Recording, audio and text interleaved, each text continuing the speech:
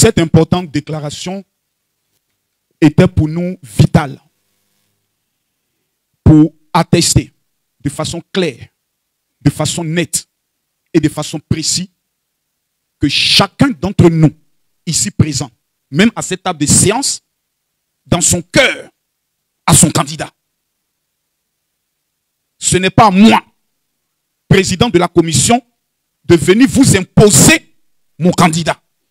Ce n'est pas au secrétaire général de venir nous imposer peut-être sa candidate. Ou au gouverneur de Yopougon de venir nous imposer son candidat. Ce que nous souhaiterons dire à l'ensemble des chrétiens évangéliques, c'est deux constats qui sont tristes. Écoutez-moi très bien. Ceux qui mettent ce pays en retard, c'est nous les chrétiens évangéliques. Et je vais vous le démontrer comment.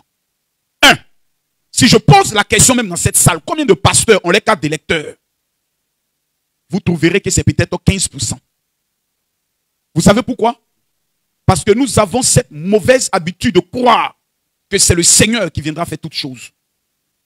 Depuis qu'ils l'ont frappé sur cette terre et que nous l'avons trahi en prenant le soin de choisir un bandit. Faites-moi confiance, la seule fois qu'il reviendra sur cette terre, c'est venir nous juger. Luc chapitre 10, le verset 19 dit: je vous ai donné le pouvoir. Le pouvoir est dans nos mains. Et ce pouvoir, c'est notre bulletin de vote. Nous avons constaté que les chrétiens ne votent pas. Nous nous sommes dit, parce que c'était les dimanches que nous étions à l'église. Maintenant, le jour du vote, c'est le samedi. Si nous ne sortons pas pour voter massivement, il ne faudrait pas que demain, nous nous plaignions de quelque chose dans ce pays. Il y a 5 candidats. Parmi les 5, celui qui répond à ton cœur, celui dont tu aimes sa tête, celui dont tu es convaincu qu'il partage tes mêmes valeurs en matière de sécurité, de développement, c'est lui samedi. Toi seul, devant Dieu, tu dois aller voter. Si nous restons toujours en marge, la parole du Seigneur qui dit allez faire de toutes les nations des disciples ne va jamais s'accomplir dans ce pays. Quand on dit faire de toutes les nations des disciples, une nation c'est une composition. De la tête jusqu'en bas.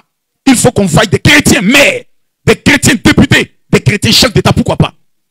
Mais nous passons tout notre temps à écouter des prophéties et de dire nous attendons l'intervention du Seigneur. On compte que sur le Seigneur.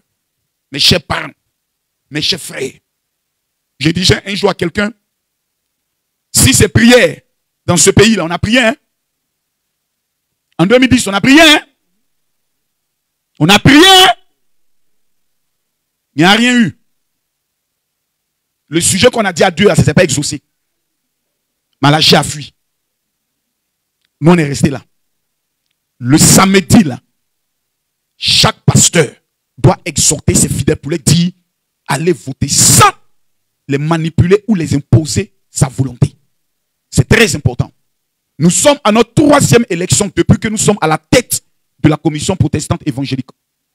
Dites-moi, à quelle année je vous ai imposé un candidat ou je vous ai demandé d'aller voter quelqu'un? Jamais. Je peux avoir mes positions sur les réseaux sociaux. Ça, c'est Makoso Kami, général des réseaux sociaux. Là-bas, là, c'est chez moi. Il n'était pas invité là-bas. Mais quand on est ici, qu'on porte cette tenue et qu'on est devant vous, on est sous le sacerdoce. Et sous ce sacerdoce-là, nous, notre premier et unique candidat en tant que chrétien, c'est d'abord Jésus-Christ de Nazareth. C'est lui là qui est notre candidat. Maintenant, en tant que citoyen, chacun regarde. Si tu constates que parmi tous ceux qui sont là, la tête de personne ne te plaît, tu restes chez toi à la maison. Tu peux m'aller voter, mais puis maintenant sur le bulletin de vote, tu t'as écrit le nom de celui que toi tu voulais.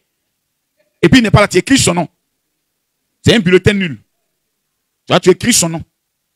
Je prends un exemple. Ça peut être peut-être Tidiane Thiam que tu aimes. Tu mets Tidiane Thiam. C'est toi que j'aime. Je t'attends à Abidjan. Tu mets le vote. Ça peut être le président Gbagbo. Tu mets Papa Laurent Gbagbo. Maudia de tous ceux qui ont levé. Et puis tu déposes. Au moins, tu t'exprimes. Mais le caractère où nous allons encourager nos chrétiens ou voir nos enfants spirituels aller affronter la mort. Parce que la mort, c'est quoi? La mort, ce sont les armes. Et les personnes qui sont détenteurs des armes, c'est les forces de défense et de sécurité. Quand ces personnes vont tomber, Je vous dis qu'il n'y aura jamais rien pour ceux qui meurent. Ils meurent gratuitement. Si on faisait quelque chose pour ceux qui meurent, Diokwe aujourd'hui, peut-être serait devenu la nouvelle capitale de la Côte d'Ivoire. Combien de personnes sont mortes à Diokwe? Il n'y a rien eu. Djiglo, si je me trompe, il n'y a rien eu. Sans compter Boaké, même Abidjan, il n'y a rien eu. Yopougon Koweït, il n'y a rien eu. On a vécu ça ici, c'est encore dans les cœurs. À chaque élection, ce démon revient. Parlons à nos enfants qui n'ont pas connu ça. Parce qu'aujourd'hui, ce que nous constatons, ce sont les enfants de 25 ans jusqu'à 20 ans que nous voyons dans les rues. Dans vos quartiers, si vous pouvez les conseiller, conseillez-les. Dites-leur, la seule manière d'appeler à un changement ou à un maintien d'un homme, ce n'est pas les unes. S'ils emploient une autre méthode et que la mort les guette, ce n'est pas dans le bien. Il y a des enfants aujourd'hui qui ont été condamnés à 3 ans d'emprisonnement ferme. Ceux-là, qu'est-ce qu'on va faire pour eux? C'est triste.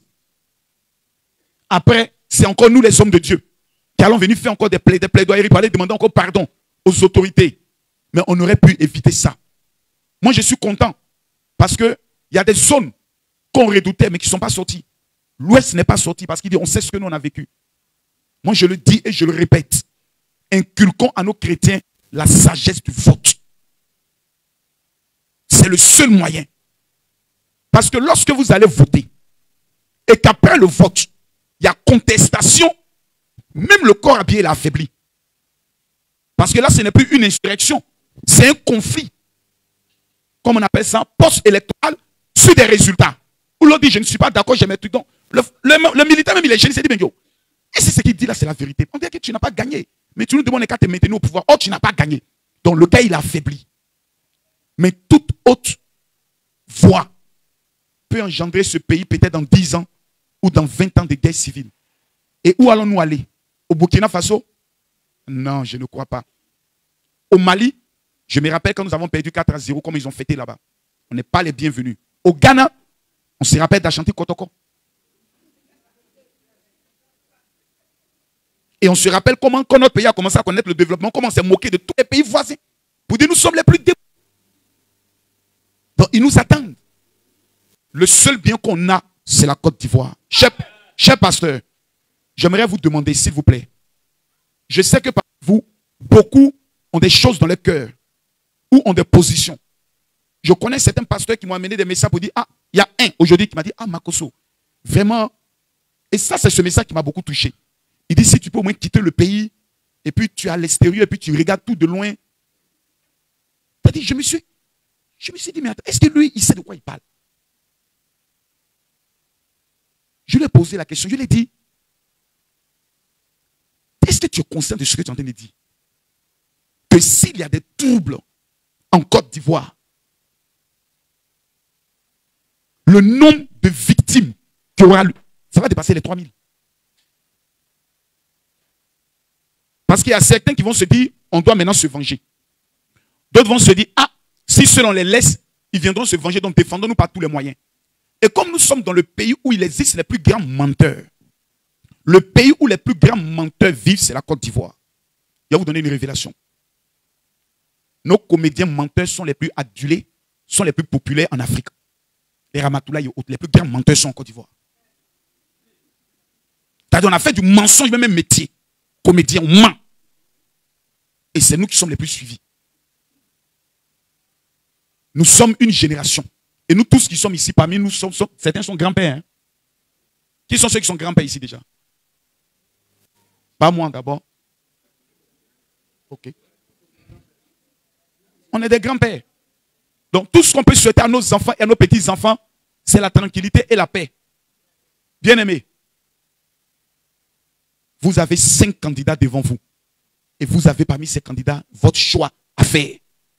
La commission protestante évangélique ne viendra pas vous ordonner votre choix. Mais quand vous regardez tous les candidats, celui dont vous êtes sûr qui va vous garantir développement, paix, sécurité, avancée, quand vous regardez, allez voter pour la personne. Ça, il faut que ce soit clair. Celui qui va te garantir la réconciliation, va voter pour lui. Je sais que souvent il y a la solidarité féminine. Les femmes, quand on est qu'à soutenir nos soeurs femmes, lisez le projet. Ces fois-ci, sont 2 femmes même dedans. Allez lire le projet. Et quand le projet est bon, votez. Parce que quand on dit les autorités sont établies par Dieu, là, il ne descend pas du ciel pour les établir. Il passe par la main du peuple pour les établir. Sur ce, que la bénédiction et la grâce de l'Éternel soient sur la vie de la nation. Au nom de Jésus, quelqu'un me dit Amen.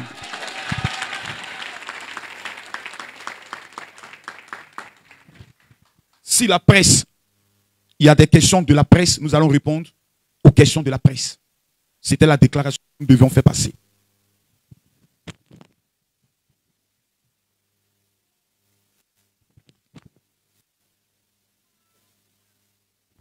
Merci beaucoup.